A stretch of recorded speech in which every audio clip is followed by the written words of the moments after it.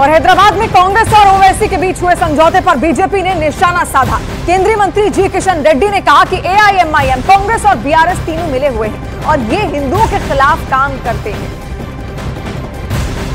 तो हैदराबाद में कांग्रेस और ओवैसी के बीच समझौते पर बीजेपी ने निशाना साधा है। केंद्रीय मंत्री जी किशन रेड्डी का बयान सामने आया है और उन्होंने ये कहा अपने बयान में कि एआईएमआईएम, कांग्रेस और बीआरएस तीनों मिले हुए हैं और ये हिंदुओं के खिलाफ काम करते हैं।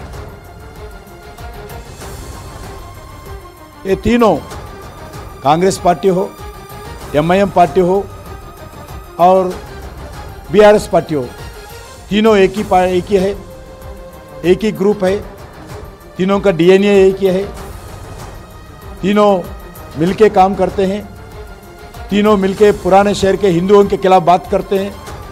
हिंदुओं का अलग अलग 100 ऑफ बस्ती स्लम्स खाली करवाते हैं मजलिस पार्टी। कांग्रेस पार्टी सत्ता में है तो कांग्रेस पार्टी समर्थन करते हैं एमआईएम पार्टी को, बीआरएस पार्टी सत्ता में है तो बीआरएस पार्टी एमआईएम को सपोर्ट करते हैं। पुलिस पूरे एमआईएम के इशारे पर नाचने वाले पुलिस को लगाते हैं, पूरे हिंदुओं के खिलाफ काम करते हैं मजलिस पार्टी, उनका समर्थन में सरकार ठहरती है।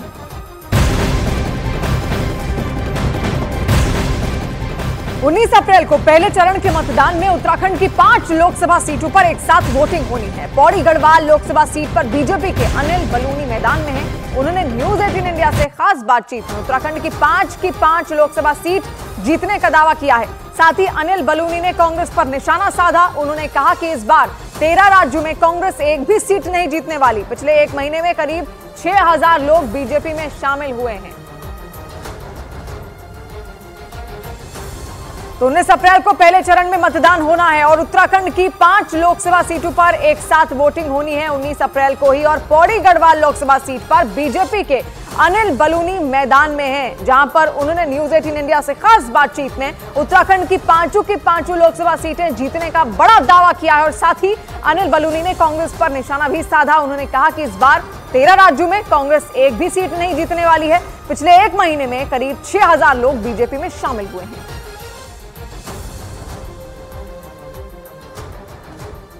अनिल जी, पहला सवाल तो यही है, प्रधानमंत्री का कहना अनिल भाई, जिन्होंने आपको युवा अवस्था से देखा है, काफ़ी यंग एज से देखा है, उनका भाई कहना काफ़ी करीबी दिखाता है। नहीं, देखिए, प्रधानमंत्री जी के वो हर आदमी करीब है जो मेहनत करता है, जो ईमानदारी से काम करता है, जो परिश्रम की पराकाष्ठा करता है, जो भी कार्यकर्ता पार्टी को, समाज को बढ़ाने के लिए काम करता है, वो सब उनके नज़दीक। अरे जी, अब आपका तो नाता बहुत है, अमित भाई, गृह मंत्री अमित शाह चाहे प्रधानमंत्री हो। ये इस रैली में साफ साफ दिख रहा था कि जनता मोदी के जो नारे लगा रही थी, प्रधानमंत्री जी तक को अपना भाषण रोक के उनको रिक्वेस्ट करना पड़ा, अरे भाई आप लोग शांत रहो, मैं बोलने तो दोगे। उत्तराखंड बहुत लॉयल है प्रधानमंत्री के लिए, बहुत पॉपुलर। देखिए, ये इसको आप ऐसे अगर देखेंगे कि ये 2 वे है, 1 वे नहीं। प्रधानमंत्री जी उत्तराखंड के लोगों को बहुत प्यार करते हैं और उत्तराखंड के लोग भी प्रधानमंत्री जी से उतना ही प्यार करते हैं। ये 2 वे है। प्रधानमंत्री जी का कनेक्ट उत्तराखंड के लोगों के साथ और उत्तराखंड का लोगों का कनेक्ट प्रधानमंत्री जी के साथ, दोनों है। वो क्या कहते हैं, दोनों आंखों में समझ जाते हैं। प्रधानमंत्री जी ने कहा कि 5 सीट जितानी है तो 5 सीट जितानी है, ये ब्रह्म वाक्य बन जाता है। और प्रधानमंत्री जी का उत्तराखंड का बहुत पुराना नाता है, बहुत पुराना। जब वो प्रधानमंत्री जी नहीं थे, जब वो मुख्यमंत्री नहीं थे, जब वो राजनीति में नहीं थे, तब से उनका आध्यात्मिक रिश्ता है, उनका साधना का रिश्ता, उनका साधना स्थली की याद रही है। तो निश्चित तौर पर प्रधानमंत्री जी का लगाव यहाँ होना, यहाँ के लोगों का लगाव होना स्वाभाविक है। जब प्रधानमंत्री कहते हैं उत्तराखंड में 5 सीटें या आपकी बार 400 पार, तो कई विपक्ष कहता है कि कहाँ से इतनी सीटें आएंगी। अनिल जी, कहीं कोई डाउट है कि सीटें कम रही हैं या कहीं कोई मुश्किल है? ये विपक्ष बचा कहाँ जो कोई पूछ रहा होगा, मुझे तो लगता नहीं। पिछले लगभग 1 सवा महीने में गढ़वाल लोकसभा में हम लोग 5000 से अधिक, हो सकता है 6000 भी हो गया हो, से अधिक लोग जो कांग्रेस के थे वो भारतीय जनता पार्टी में शामिल हो गए। उत्तराखंड में 15000 कांग्रेस के कार्यकर्ता बीजेपी में अभी तक शामिल हो चुके हैं। तो विपक्ष बचा का है, पहली बात। दूसरी बात, 400 पार पे अपने सवाल उठाए।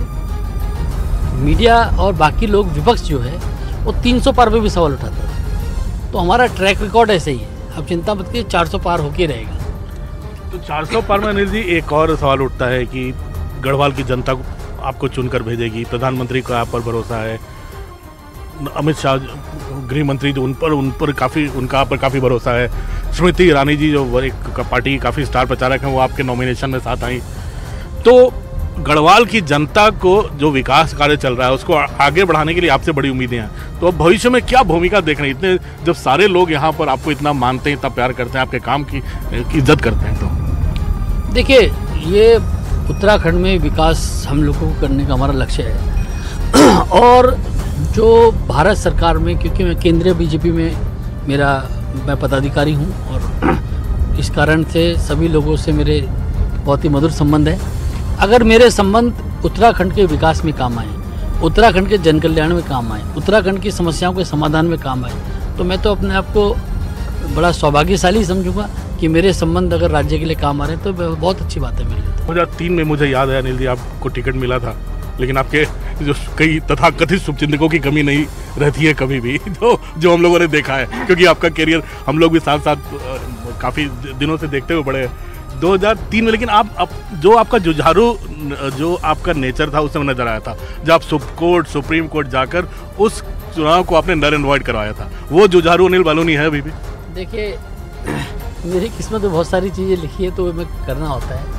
मैं 2002 की बात है वो, मैं 2002 में कोटद्वार विधानसभा से भारतीय जनता पार्टी का प्रत्याशी था और वहाँ पर मेरे नॉमिनेशन पेपर्स में गड़बड़ कराई गई। उसके बाद सुप्रीम कोर्ट में भारत के चीफ जस्टिस ने उस चुनाव को रद्द किया। फिर 2005 में मैं दोबारा लड़ा।